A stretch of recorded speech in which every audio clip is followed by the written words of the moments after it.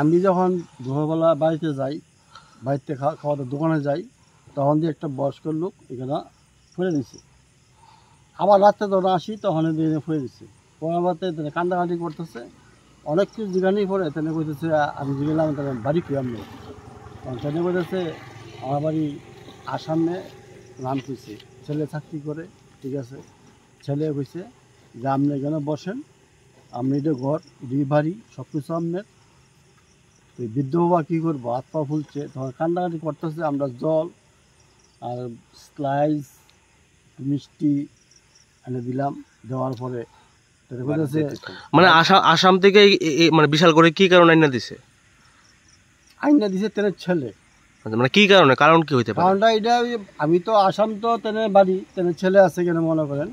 তখন এই কথা কইতেছে যে আমার ছেলে লগে 5 জন লোক আছে, আইনা দিছে এই জায়গাতে দিছে, দিয়ে কইছে এটি আপনার বাড়ি, এটি আপনার ঘর। কি নাম কইছে ছেলের? ছেলের নাম হলো বিষ্ণু চৌধুরী নি। হ্যাঁ। আর তানের নাম? নামটা কিটা? চৌধুরী, তরুণ চৌধুরী। এর নাম তরুণ চৌধুরী। আর বাবার ছেলের নাম হইল বিষ্ণু চৌধুরী। তার নাকি অসুস্থ অসুস্থ বলতে হেভি অসুস্থ, ট্রিটমেন্ট করছে। চিন্তা ভাবনা করছিলাম যে একটু খাবারটাও কিনে দিই, কিন্তু ধরার মতো কোনো পরিস্থিতি নাই। যদি কোনো পড়াশোনা যদি মনে করেন থাকে, একটু সাহায্য করে, এই বয়স্ক লোকটা একটু বেঁচে গেল।